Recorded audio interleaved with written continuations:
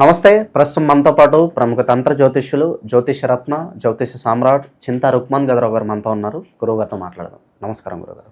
మాతృదేవోభవ, పితృదేవోభవ, ఆచార్య దేవోభవ. ఓం నమో మాందేశ్వరాయ నమః. గురుగారు, ఆగస్ట్ మాసం, విశేషంగా శ్రావణ మాసం, తులారాశి వారి పరిస్థితి ఏ విధంగా ఉండబోతుంది? ఓవరాల్గా ఎలాంటి జాగ్రత్తలు తీసుకోవాలి ఈ శ్రావణ మాసంలో? ఈ ఆగస్టు మాసంలో తులారాశి వాళ్ళ గురించి మనం మాట్లాడుకోబోయే ముందు, మనం ప్రతి మాసం మాస ఫలితాలు చెప్పే ముందు ప్రతి రాశి గురించి కొన్ని ప్రత్యేకతలు మనం మాట్లాడుకున్న తర్వాత నేను చెప్తున్నాము. అందులో భాగంగా తులారాశి వాళ్ళు గురించి మనం మాట్లాడుకోవాలంటే, ఈ తులారాశి చరరాశి.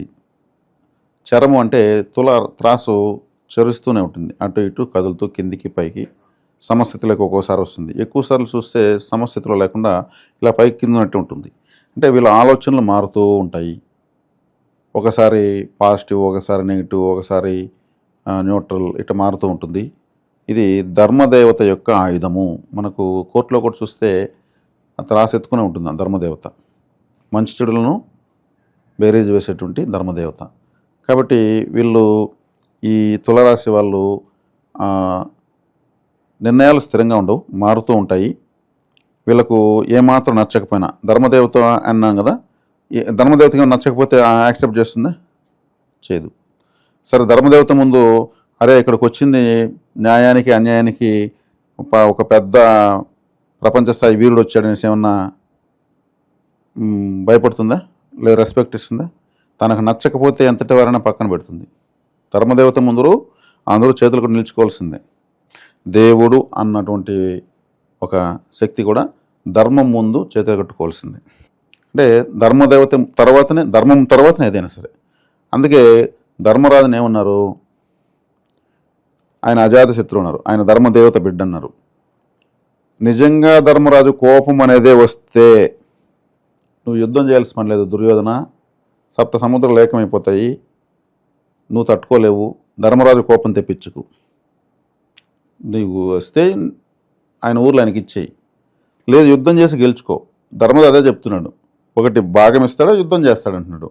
నువ్వు అది ఇది ఏదేదంటే మనకు కానీ కోపం వచ్చిందనుకో, యుద్ధం అవసరం లేదు, మొత్తం ధ్వంసం అయిపోతుంది.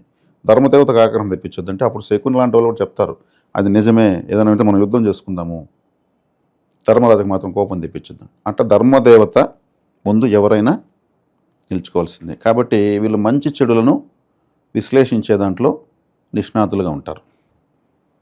ధర్మదేవత యొక్క రాశిది. వీళ్ళకు కిడ్నీస్ ప్రాబ్లం వచ్చేందుకు అవకాశం ఉంటుంది. ఎందుకంటే తులారాశి కిడ్నీలు సూచిస్తుంది.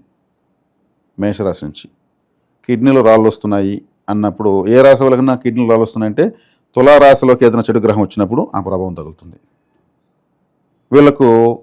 వీళ్ళు ధర్మదేవత సంబంధం రాసినాను కాబట్టి వైవాహిక జీవితంలో కూడా ఏదన్నా వీళ్ళకి విసుగొస్తే అక్కడ భార్యను కూడా పక్కన పెడతారు. అది తప్పు కదా, నాకు నచ్చలేదు నువ్వు చేసిందంటారు. అది అనురాగంగా ప్రేమానురాగాలతో ఉండాల్సింది కూడా ఒక జడ్జిలాగా తీర్పు ఇచ్చారనుకోండి, ఎలా ఉంటుంది?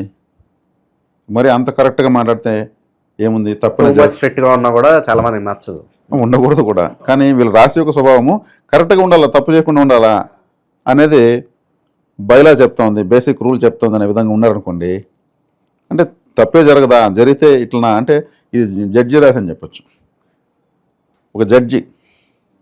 అందుకే ఇది జడ్జి కాబట్టే కర్మగ్రహం శనేశ్వరుడు ఇక్కడ వచ్చే స్థితి పొందుతాడు. జడ్జి గారు నల్ల కోటే వేసుకుంటారు. శని ప్రభావంలో కోటు ఉంటుంది. నల్లగుడ్డే, శనేశ్వర సమయం నల్లగుడ్డే ధర్మదేవత కండ్లకు కట్టుంటారు. ధర్మం ఎక్కడుంటే అక్కడ శనేశ్వరుడు ఉంటాడు. ఆయన అందుకే తులారాశిలో ఉచ్చస్థితి. కాబట్టి వీళ్ళ యొక్క ధర్మమే ఒక్కొక్కప్పుడు వీళ్ళకి శత్రువు అవుతుంది. ధర్మం ఎప్పుడు అది పెరగదు, తరగదు, సమంగా ఉంటుంది. దాన్ని ఎవరు నశింపజేయలేరు.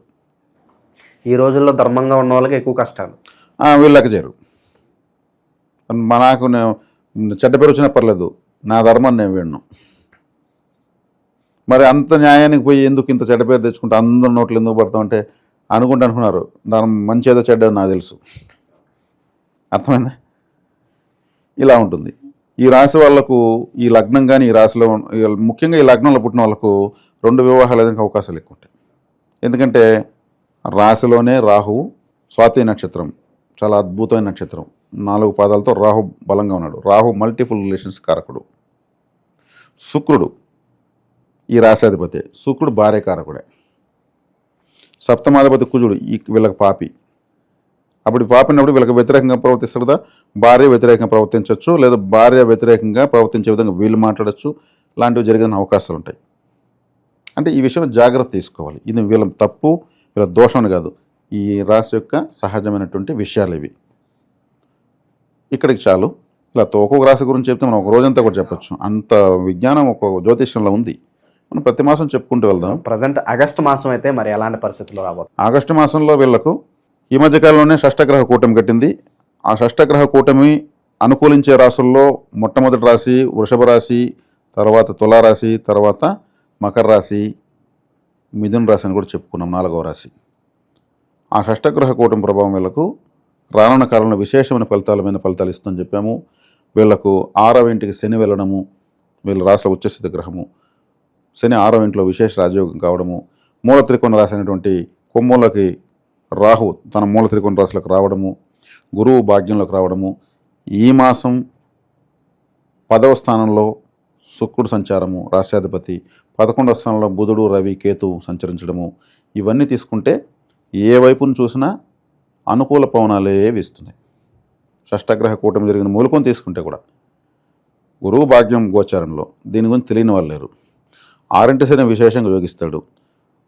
ఈ రాశిలోనే ఉన్నటువంటి స్వాతి నక్షత్రానికి అధిపతి పంచమూల త్రికోణంలో కుంభంలో స్ట్రాంగ్గా ఉన్నాడు. ఆయన 18 సంవత్సరాల తర్వాత వచ్చాడు. లాభంలో రవి కేతు బుధులు, దశమంలో శుక్రుడు. ఇంకేం కావాలి వీళ్ళకు? కుజుడు వేయంలో ఉన్నాడు. కుజుడు వేయంలో కూడా మంచిదే, ఎందుకంటే నష్టం చేసేవాడు నష్టంలో పడిపోయి శత్రువుకు బలం లేదు. కాబట్టి సర్వగ్రహానుకూలత తులారాశి వాళ్ళకు ఉంది. శత్రువుల నుంచి అయితే అంతగా ఇబ్బంది లేదంటారు? ఏమి ఇబ్బంది లేదు.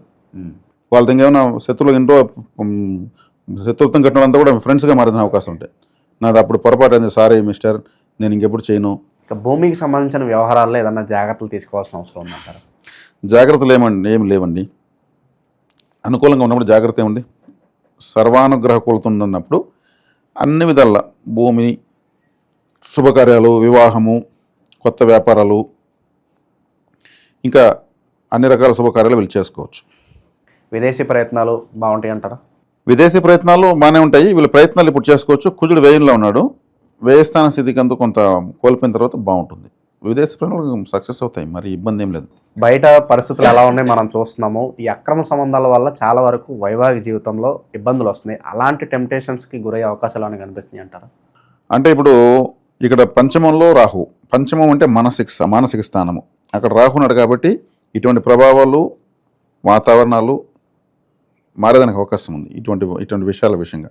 దశమంలో శుక్రుడు అంటే చంద్రుడి యొక్క రాశి. చంద్రుడు మనసు కారకుడు, అక్కడ శుక్రుడు ఉన్నాడు. శుక్రుడు కామకత్వానికి కారకుడు. లాభంలో 3 గ్రహాలు ఉన్నాయి. వీళ్ళు ఇటువంటి ప్రయత్నాలు చేస్తే లాభాలు వచ్చేందుకు అవకాశం ఉందని చెప్పొచ్చు. అంటే లాభాలు వచ్చిందంటే వీళ్ళకి సానుకూలంగా ఉన్నాయని, అంటే ఇది మనం ఎంకరేజ్ చేసినట్టు కాదు, కానీ గ్రహస్థితిని యాజ్ ఈజ్ వివరించేస్తున్నాం. బట్ ఆ రిలేషన్ వల్ల వీళ్ళకి కలిసి వస్తుంది అంటారు, ఏదో రకంగా. ఏదో ఒక రకంగా అట్లా పరిచయం అయిన వల్ల కొంత వ్యాపారాల్లో కలిసి రావడమో, లేదంటే ఇంకేదైనా ఆర్థికంగా ఇచ్చిపుచ్చుకోవడాలో, కొంతమంది వ్యాపారంలో ఒక లేడీ పార్ట్నర్స్ రావడము, నేను పెట్టుబడి పెడతాను, లాభాల్లో నేను ఏం చేయలేను, పెట్టుబడి పెట్టగలను అనడము, ఇట్లాంటివి కూడా జరిగేదని అవకాశం ఉంది. సహజంగా అక్కడక్కడ జరుగుతుందని చూస్తూ ఉంటాం. ఓవరాల్గా వీళ్ళ నెట్వర్క్ ఎలా ఉంచుకుంటే బెటర్ అంటారు? లైక్ ఎక్కువ మంది కావచ్చు, అంటే ఎవరితో ఎలా బిహేవ్ చేయాలి, నెట్వర్క్ ఓవరాల్గా ఎలా ఉంటే బాగుంటుంది అంటారు వీళ్ళకి? నెట్వర్క్ అనేది ఎత్తుకుంటే వీళ్ళ యొక్క రాశి యొక్క సింబలే తులా అని చెప్పాను. తులా అనే దానికి స్థిరత్వం లేదు అని చెప్పాను. కాబట్టి నెట్వర్క్ని వీళ్ళు ఎక్కువ కాలం పాటు స్టాండర్డ్గా పెట్టలేరు, మారుతూనే ఉంటుంది. కొత్త నెట్వర్క్ ఎంటర్ అవుతూనే ఉంటుంది. అంటే నెట్వర్క్ అంటే ఫ్రెండ్ సర్కిల్ కూడా నెట్వర్కే, బంధువర్గం ఒక నెట్వర్క్.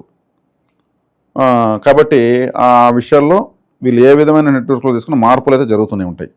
ఫలానా మనం స్టాండర్డ్గా చెప్పలేము. ఎప్పటికప్పుడు కొత్త మనుషులు వస్తూనే ఉంటారు. కొత్తదనానికి కారకుడు రాహువే. ఆ నక్షత్రం ఇక్కడే ఉంది. ప్లస్ వీళ్ళ సింబల్ కూడా త్రాసు ఎప్పుడు స్థిరంగా ఉండదు కదా. కాబట్టి లాభాధిపతి రవి వీళ్ళకు బాధకాధిపతి. రవి బాధకాధిపతి కాబట్టి నెట్వర్క్ స్థిరంగా పెట్టడు. నరఘోష నరదిష్టికి ఏదన్నా రెమెడీస్ చెప్పండి, ఎందుకంటే చాలా వరకు మంచి ఫలితాలు ఉన్నాయి కాబట్టి ఆబ్వియస్లీ పక్క వాళ్ళ చూపు మన మీద పడుతూ ఉంటుంది. దీని నుంచి తప్పించుకోవడానికి ఏదన్నా రెమెడీ ఏదన్నా చెప్పండి. ఒక 3 రంగుల నూలు ఉంటుంది. అది ఒక సూదికి, లావు సూదికి చెక్కి ఒక నిమ్మ పండు తీసుకుని మధ్యలో గుచ్చి దానికి అటు ఇటు మిరపకాయలు గుచ్చి వీళ్ళు దిష్టి తీసుకొని అలాగే ఎత్తి వీళ్ళు డ్రైనేజీలో కానీ డస్ట్బిన్లో కానీ వేయాలి. 3 రంగుల నూలు అంటే ఒక 3 గ్రహాలకు సంబంధించినటువంటి రంగులు అందులో ఉంటాయి. సూది అంటే బాధించేదని అర్థం.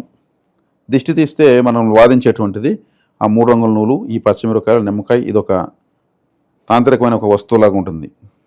చెప్పడానికి ఒక విధంగా భయంకరమైన వస్తువులాగా కనిపిస్తుంది. అది నిమ్మ పండులో ఒక దబ్బనం గుచ్చడము, నల్ల రంగు నూలు గుచ్చడము, అటు మిరపకాయలు ఇటు మిరపకాయలు అంటే ఎట్లుంటుందంటే ఇంతవరకు ఈ పరిహారం ఎవరికి చెప్పలేదు. ఇది తీయడం బెటరు. ఎక్కువగా వీళ్ళకి పాజిటివ్ గ్రహాలు ఉన్నాయని మీరు అడగడంలో సందేహం ఏం లేదు. దిష్టి కూడా ఎక్కువ ఉంటుంది. దాన్ని తీసి అలాగే అయితే డస్ట్బిన్లో వేసేయాలి, ఎక్కడ కుప్పు తొట్లో వేయాలి. ఇంకెక్కడ వేస్తే తొక్కుతారు కాబట్టి. సో ఇంకా విశేషంగా ఎలాంటి పరిహారాలు దైవారాధన చేసుకుంటే బాగుంటుందంటారు ఈ నెల వేళలో? విశేషంగా వీళ్ళు దుర్గారాధన, అదేవిధంగా వీళ్ళు చేసుకున్న ఆరాధన వచ్చి లక్ష్మీ ఆరాధన. లక్ష్మీదేవి, దుర్గాదేవి ఆరాధన చేసుకో. లక్ష్మీదేవి వచ్చి శుక్రుడు దశమలో ఉన్నాడు కాబట్టి అమలయోగం నడుస్తుంది కాబట్టి, దుర్గాదేవి ఆరాధన వచ్చేకాడికి రాహు 5వ ఇంట్లో ఉన్నాడు కాబట్టి అదృష్టం పెరగాలి కాబట్టి విశేషంగా వస్తుంది. వీళ్ళు ఏదన్నా కొత్త పనులు ప్రారంభించాలంటే వారంలో ఏ రోజు బాగా కలిసి వస్తుంది అంటారు? అలాగే ఆ పనుల్లో అనుకూలత కావచ్చు, పాజిటివిటీ రావడానికి ఏదన్నా విశేషంగా మంత్రం ఏదన్నా ఉంటుందా వీళ్ళకి? ఏదన్నా మంత్రము అనేది మనము సపోర్ట్ చేయడం లేదు. మంత్రాలు బాగానే పనిచేస్తాయి. కానీ మంత్రము తీసుకుని ఈ మాసం కోసం మంత్రము, ఈ వారం కోసం మంత్రం తీసుకుంటే అది మంత్రాన్ని మనము దాని పూర్ణ శక్తిని తీసుకోలేము. అది గురుముఖత తీసుకోవాల్సింది. ఒక చెప్పాలంటే ఒక జ్ఞాన గురువు, కారణ గురువు చేత తీసుకోవాలి మంత్రం. బాధ గురువులు, బోధ గురువుల దగ్గర తీసుకోకూడదు. బాధ గురువులు అంటే బాధ పెడతారు, వాళ్ళు ఏదో ఒక విధంగా అంటే డబ్బులు ఎమర్స్ చేసుకుంటారు. బోధ గురువులు అంటే ఏదో ఒకటి చెప్పుకుంటూ ఉంటారు అంతే, వాళ్ళు ఇంకేమి ప్రభావితం చేయలేరు. జ్ఞాన గురువులు అంటే సంపూర్ణ జ్ఞానం ఉంటుంది వాళ్ళకు, వాళ్ళు జ్ఞాన మార్గం చూపించగలరు, వాళ్ళ దగ్గర తీసుకోవచ్చు. కారణ గురువులు అంటే మీకోసమే ఉంటారు, వాళ్ళు వెతుకుతుంటారు నీకోసం. వాళ్ళు పట్టుకుంటే లైఫ్ సెటిల్ అంటారు. నీ జీవితం మార్చి వదిలేస్తారు. మాస ఫలితం అవసరం, వారఫలం అవసరం లేదు. అటువంటి వాళ్ళు దొరికితే మంత్రం తీసుకుంటే మళ్ళీ జాతకం అవసరం లేదు, వారఫలం మాసఫలం అవసరం లేదు. ఆ మంత్రమే తోలుకెళ్ళిపోతుంది, ఎక్కడికో తీసుకెళ్ళిపోతుంది. అలాంటి గురువులు మరి ఎలా అన్వేషించాలంటారు? పూర్వజన్మ సుకృతం ఉంటే గురువే నిన్ను ఎతుకుతుంటాడని చెప్పాను కదా, నువ్వు ఎతకాల్సిన పని లేదు, గురువు నిన్ను ఎదుగుతూ ఉంటాడు. కాబట్టి పూర్వజన్మ సుకృతం ద్వారానే లభిస్తాడు అటువంటి గురువు. సో ఆ దృష్టం అందరికీ వరించదు, అందరికీ రాదు, అది అయ్యే పని కాదు. సో ఓవరాల్గా తులారాశి వాళ్ళకి ఈ నెల ఎలాంటి ఫలితాలు ఉంటాయి, ఎలాంటి పరిహారాలు చేసుకోవాలి అద్భుతంగా వివరించారు. ధన్యవాదాలు గురుగారు. ధన్యవాదాలు.